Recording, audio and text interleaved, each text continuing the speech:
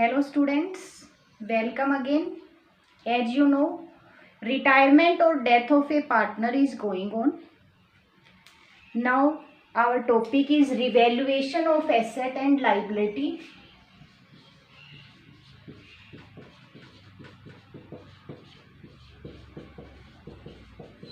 Of assets and liability at the time of retirement or death of a partner. Revaluation of asset and liability हम change in profit sharing ratio में भी हमने ये point किया था। उसके बाद हमने admission of a new partner में भी हमने ये पॉइंट किया था।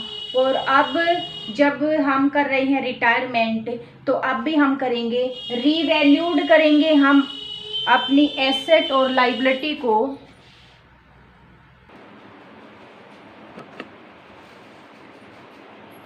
तो करते हैं हम revaluation account at the time of the retirement, asset and liability revalued and revaluation account is prepared in the same way as is the time of the admission of a new partner. Only a minor difference is the loss or profit on revaluation distributed all partners, means जो retire हो रहा है उस partners को भी admission revaluation का profit और loss मिलेगा, जबकि एडमिशन के टाइम एडमिट होने वाले पार्टनर को हमने शामिल नहीं किया था। ठीक है, तो यहाँ पे भी रिवैल्यूएशन का प्रॉफिट और लॉस आया, सभी पार्टनर्स में डिस्ट्रीब्यूट होगा इन देयर ओल्ड रेशो। बिल्कुल उसी तरह बनेगा जैसे हमने एडमिशन के टाइम रेशो चेंज के टाइम हमने किया था। तो करते हैं स्टार्ट एक बार रिवैल्यूएशन अकाउंट। क्वेश्चन लेते हैं, इलस्ट्रेशन नंबर 26 है। PQR पार्टनर्स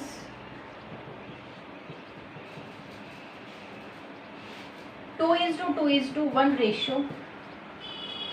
बैलेंस शीट दे रखी है 31 मार्च 2020 को। बैलेंस शीट ड्रॉ कर लेते हैं।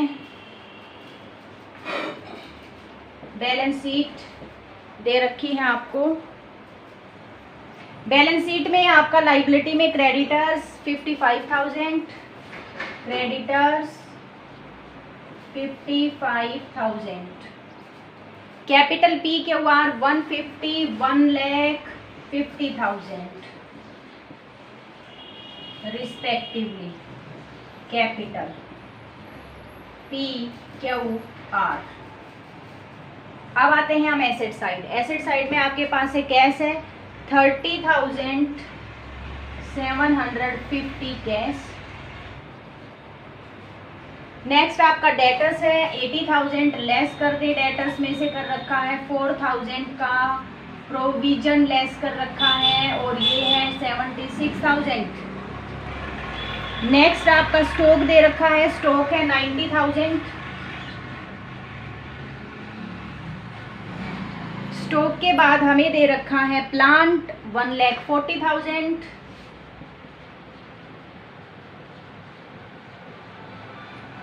एंड आफ्टर दैट पेटेंट्स हैं 18,250 पेटेंट्स हैं, पेटेंट्स दे रखे हैं।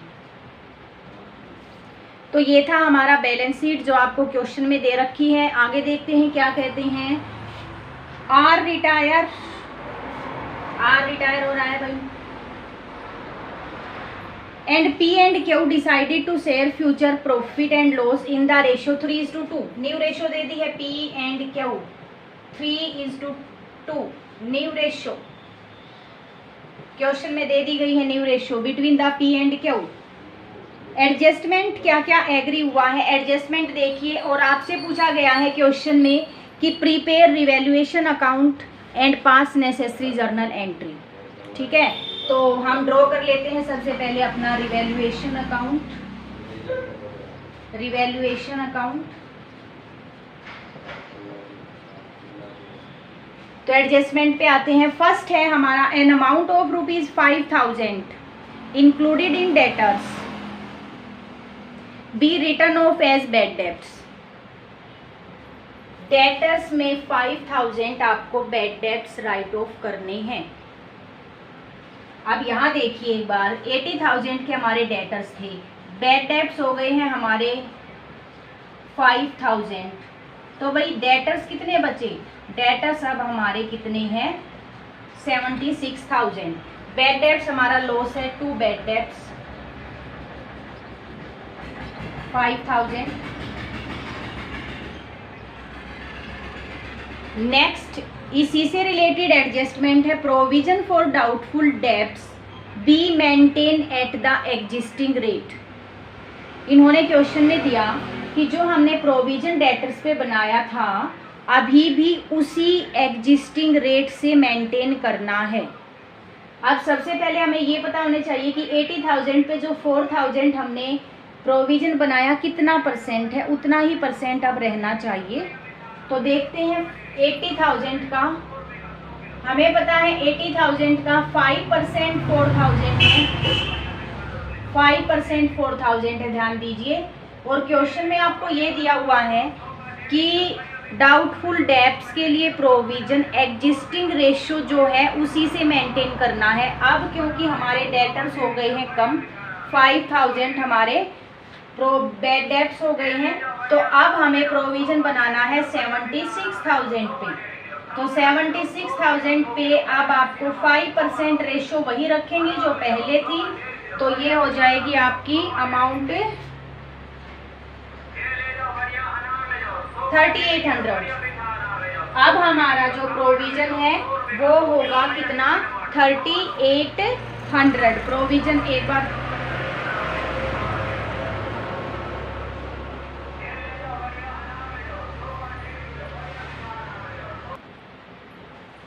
यस बेटा, 1 मिनट यहाँ पे रुकेंगे, 1 मिनट।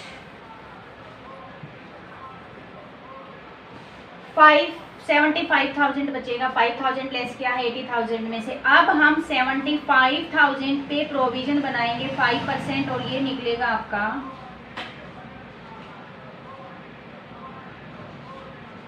3750। अभी हमें प्रोविजन 3750 बनाना है। अब एक बार पॉइंट पे ध्यान दीजिए, ऑलरेडी हमारे पास प्रोविजन 4,000 रुपये था।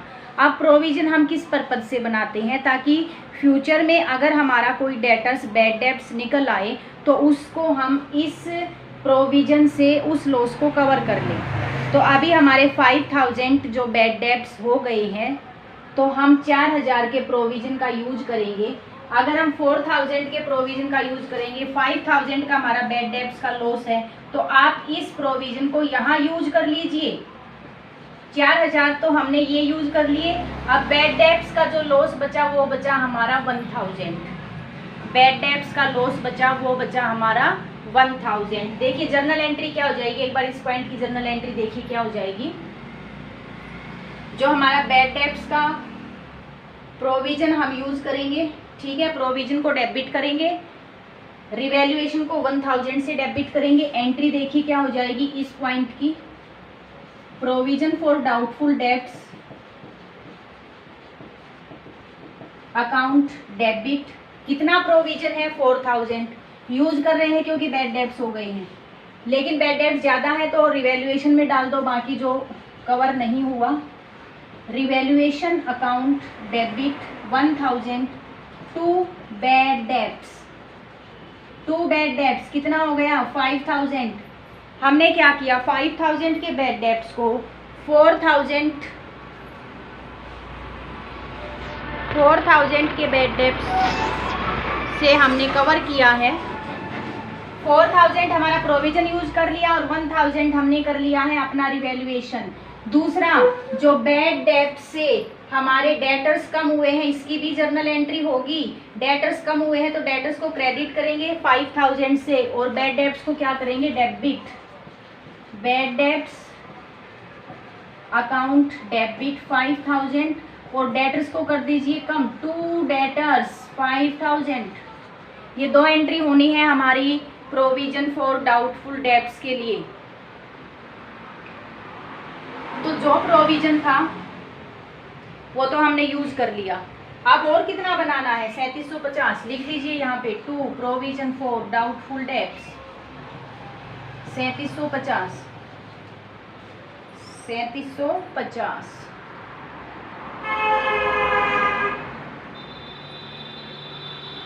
इसके लिए जर्नल एंट्री क्या हो जाएगी? Revaluation account debit to third entry, फिर से revaluation account debit 3750 to provision for doubtful debts 3750। Next entry हो जाएगी ये। अब चलते हैं नेक्स्ट पॉइंट पे। Stock be reduced to ₹82,000। Stock 82,000 तक कम करना है। इसका मतलब अब हमें स्टॉक 82,000 का करना है। देखते हैं कितना है। स्टॉक हमारा 90,000 का है, अब हमें 82,000 का करना है। कम तो करना है, लेकिन कितना कम किया? 8,000 का स्टॉक अब हमें रिड्यूस करना है। तो to stock 8,000। Next point, plant be reduced by, यहाँ पे बाई आ गया। प्लांट को रिड्यूस करना है बाई 10,000, 10,000 से कम करना है प्लांट को। To plant account 10,000।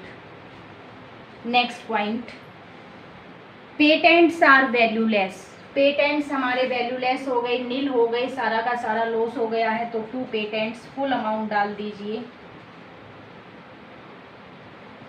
18,250।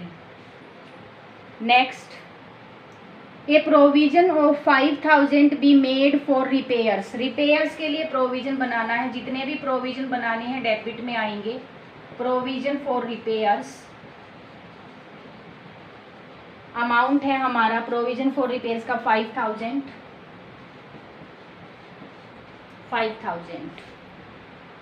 Next point है, an old computer previously written off was sold for 6,000 as scrap. एक कंप्यूटर था जो हमने पहले ही पुस्तकों से राइट ऑफ कर दिया था, अब उसे स्क्रैप में बेच रहे हैं और वो बिका है हमारा 6,000 का। तो राइट ऑफ तो पुस्तकों से पहले ही हो चुका था, 6,000 अब हमें मिले हैं, तो रिवैल्यूएशन की क्रेडिट में आएंगे। बाई बैंक कितना मिला है? 6,000। By bank 6,000। नेक्स्ट पॉइंट है, an amount of ₹20,000 had to be paid on an employee injured in an accident. कोई एम्प्लॉई एक्सीडेंट किसी एम्प्लॉई का हो गया है और उसे 20,000 का कंपनसेशन देना पड़ रहा है। हमने कोई भी कंपनसेशन रिजर्व नहीं बना रखा, तो सारा का सारा लॉस और पे किया है, तो सीधा लिखो टू बैंक। पे किया है 20,000, सीधा लिखेंगे टू बैंक 20,000। To bank 20,000। बस यहाँ पे हमारी कंप्लीट होती है। कर लेते हैं रिवैल्यूएशन का टोटल, और देखने से ही पता चल रहा है लॉस आएगा भाई हमारा। बाई लॉस ट्रांसफर कर देंगे। अब हमारा रिटायरमेंट है। रिटायरमेंट के टाइम रिवैल्यूएशन का प्रॉफिट या लॉस सभी पार्टनर्स में, all partners in old ratio में डिस्ट्रीब्यूट किया जाएगा। तो यहाँ पे 60,000 आपका लॉस आएगा। 60,000 को आप बांट दीजिए P's capital, Q's capital and R's capital. किस रेशियो में? Their old ratio 2:1। ये हो जाएगा आपका 12,000, 24,000, 24,000।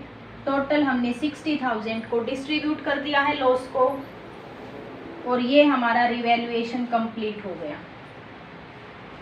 इसके साथ साथ आपसे जर्नल एंट्री पूछी गई है, तो देखो हमने ये जर्नल एंट्री कर चुके हैं, ये जर्नल एंट्री कर चुके हैं। अब नेक्स्ट जर्नल एंट्री हो जाएगी revaluation account debit to stock, to plant, to patents, to provision for repairs.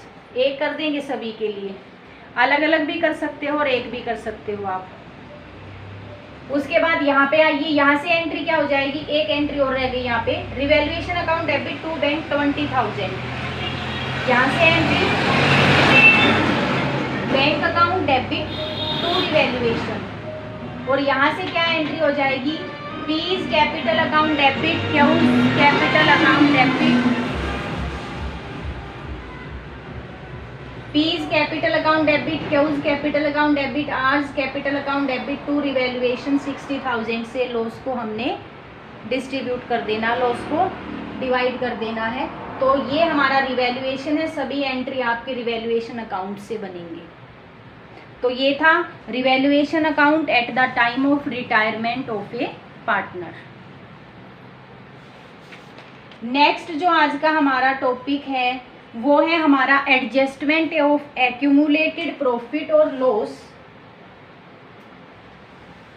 अब ये जैसे बिल्कुल ये भी हमें वैसे ही करना है जिस तरह से हमें एडमिशन के टाइम किया था और रेशियो चेंज पे किया था कि एक्यूमुलेटेड प्रॉफिट हो, रिजर्व हो या लॉस हो, हमें सभी पार्टनर्स में डिस्ट्रीब्यूट कर देना है इन देयर ओल्ड रेशियो। तो बिल्कुल सेम ट्रीटमेंट हम यहाँ पे भी करेंगे। किसका करेंगे? एडजस्टमेंट ऑफ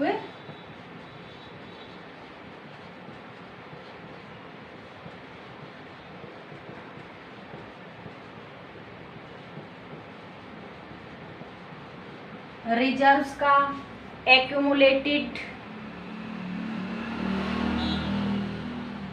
प्रॉफिट का, लॉस का और रिजर्व्स का। क्या एंट्री करेंगे? देखिए सबसे पहले अगर हमारे पास प्रॉफिट है, रिजर्व है, तो हम क्या करेंगे? जितने भी रिजर्व्स हैं, जितना भी प्रॉफिट है एक्यूमुलेटेड, डिस्ट्रीब्यूट कर देंगे ऑल पार्टनर्स। यहाँ ऑल लिख रही हूँ, जाने वाले भी इसमें अपना शेयर लेके जाएगा। ऑल पार्टनर्स कैपिटल अकाउंट, किस रेशियो में? ओल्ड रेशियो में। और लॉस के लिए क्या एंट्री हो जाएगी? लॉस हमारे क्या हो सकते हैं? लॉस हो सकता है हमारा प्रॉफिट एंड लॉस का डेबिट बैलेंस हो सकता है, या एडवर्टीजमेंट सस्पेंस अकाउंट हो सकता है। तो उसके लिए हम all partners capital account debit करेंगे to profit and loss account, to advertisement suspense account. ये दो लॉस हो सकते हैं हमारे।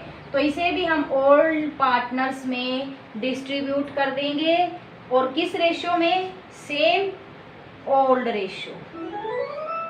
सेम हो जाएगा कौन सा? Old ratio. इसके बाद अगर हमारे पास वर्कमैन कंपनसेशन रिजर्व बना रखा है या इन्वेस्टमेंट फ्लैक्चुएशन रिजर्व बना रखा है, तो हमें उन दोनों को भी, अगर कोई उनसे रिलेटेड कोई क्लेम ना हो, तो हमें ये डिस्ट्रीब्यूट कर देने हैं ऑल पार्टनर्स में। अगर कोई क्लेम है तो सबसे पहले क्लेम को पूरा करें, फिर अगर एक्सेस बचता है तो हमें ऑल पार्टनर्स में in their old ratio distribute कर देना है। तो चलिए इनसे रिलेटेड एक प्रैक्टिकल क्वेश्चन करके देखते हैं।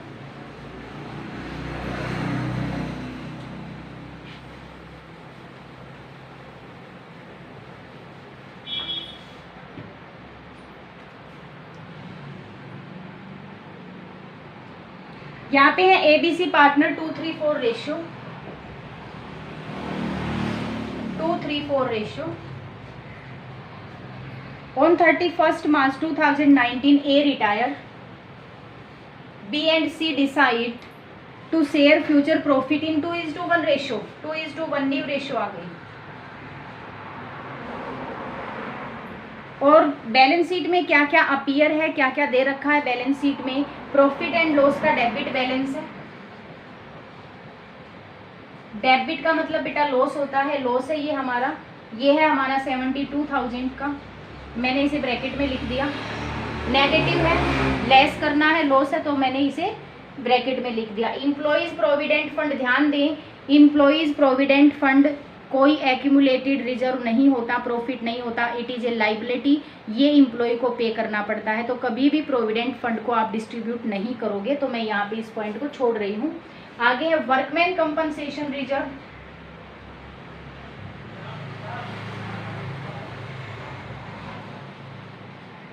ये हमारा रिजर्व है और ये है 45,000 का।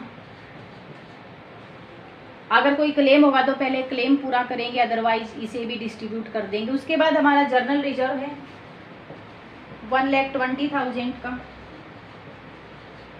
1,20,000 का हमारा जर्नल रिजर्व है।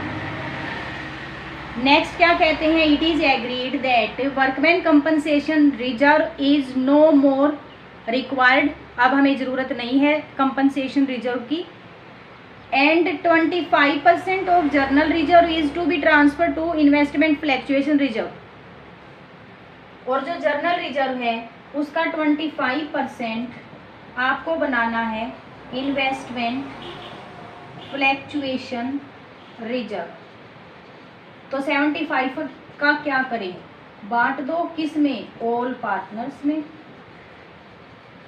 जैसा क्वेश्चन में कहा गया है वैसा ही हम कर लेते हैं। 25 का इन्वेस्टमेंट फ्लैक्चुएशन रिजर्व में डाल दो, 75 ऑल पार्टनर्स में ओल्ड रेशियो में डिस्ट्रीब्यूट कर देते हैं।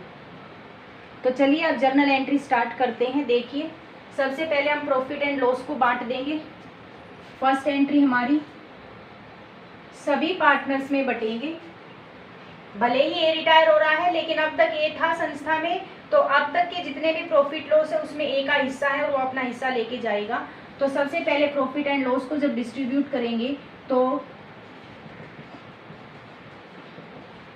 As capital debit, B's capital debit, C's capital debit to profit and loss account 72,000 किस रेशो में बांट दे, 2, 3, 4 रेशो में हम डिस्ट्रीब्यूट कर देते हैं।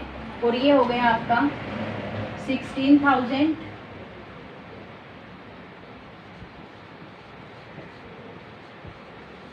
24,000 एंड 32,000।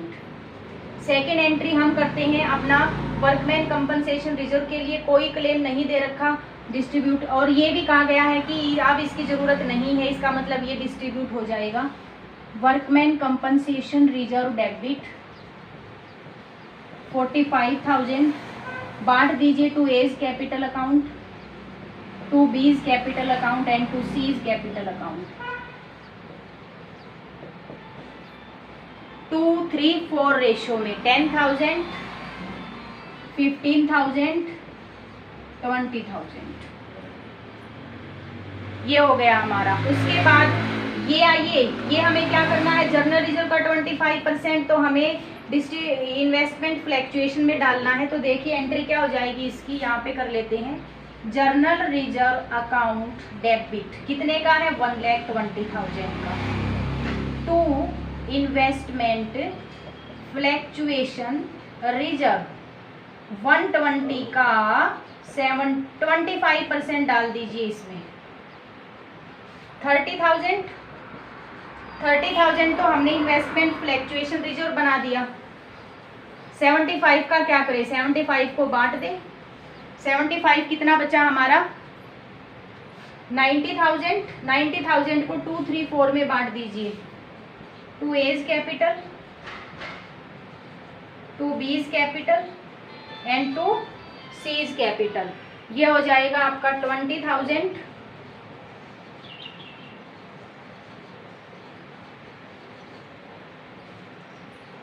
ये हो गया 1,20,000 का, कि हमने 30,000 तो इन्वेस्टमेंट फ्लैक्चुएशन बना दिया और बाकी का हमने डिस्ट्रीब्यूट कर दिया किसमें, ऑल पार्टनर्स में। किस रेशो में, इन देयर ओल्ड रेशो।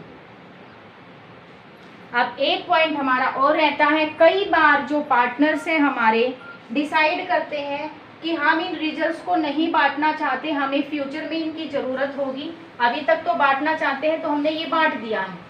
अब एक प्रॉब्लम है ऐसी लेके चलेंगे जिसमें पार्टनर्स चाहते हैं कि हम रिजर्व को पुस्तकों में रखना चाहते हैं, हम डिस्ट्रीब्यूट नहीं करना चाहते।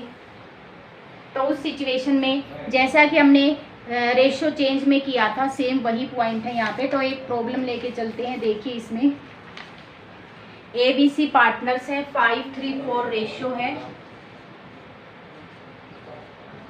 5:3:2।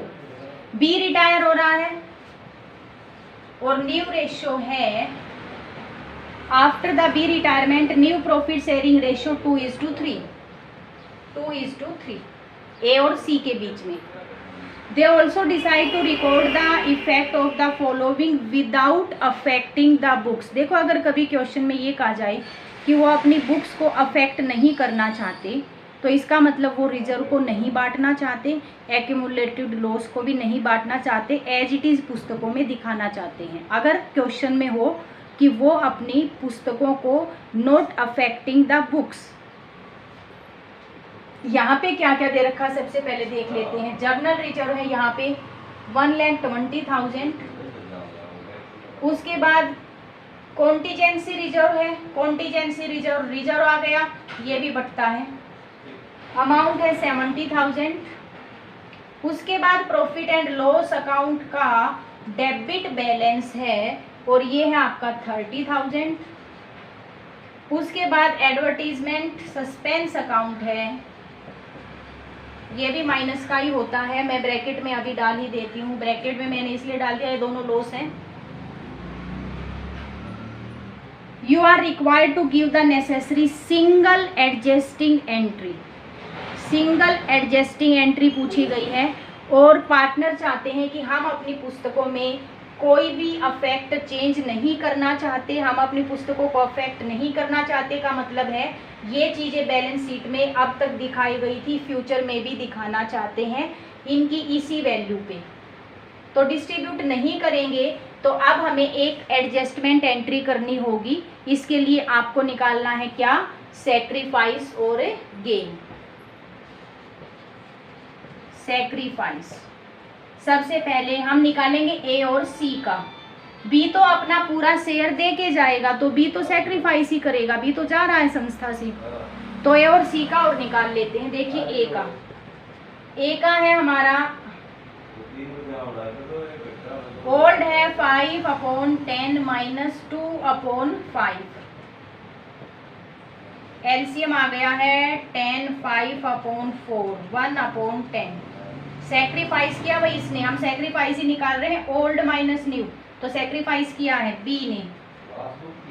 बी का देखिए बी ने क्या किया है, बी का तो सारा का सारा सैक्रिफाइस ही है 3/10, ये तो सैक्रिफाइस ही है, जा रहा है संस्था को छोड़ के, अपना हिस्सा दे के जाएगा। सी का देखते हैं अब, सी ने क्या किया, सी का ओल्ड माइनस सी का न्यू।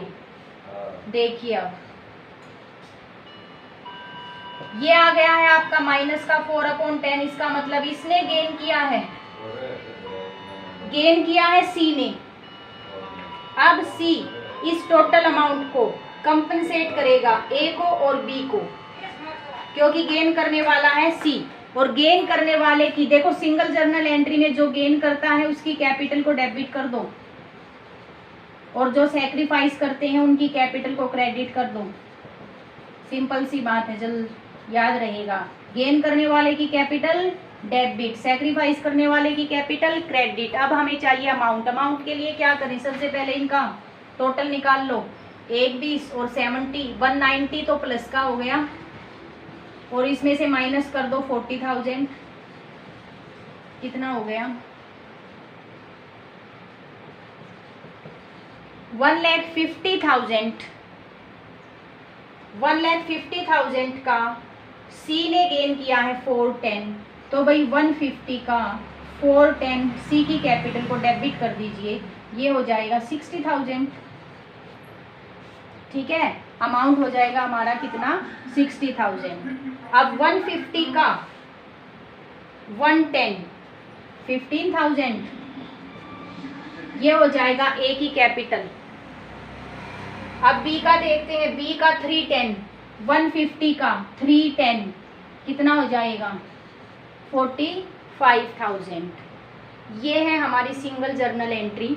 सिचुएशन क्या थी कि partner do not want to distribute the accumulated profit और लॉस, या दूसरी बात हम क्या कहें कि partner do not affect their books, ठीक है, without affecting their books they want to a single adjusting entry.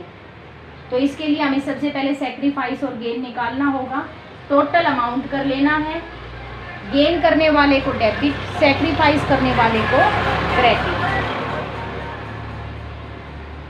तो आज के लिए इतना ही करेंगे, ठीक है। आज हमने क्या क्या किया, रिवैल्यूएशन किया सबसे पहले, ठीक है। रिवैल्यूएशन के बाद accumulated profit loss workman compensation के बारे में हमने देखा। उसके बाद हमने एक सिचुएशन ऐसी देखी कि जिसमें पार्टनर्स डिस्ट्रीब्यूट नहीं करना चाहते, तो एक सिंगल जर्नल एंट्री किस तरह से हमें दिखाएंगे। तो आज के लिए इतना ही।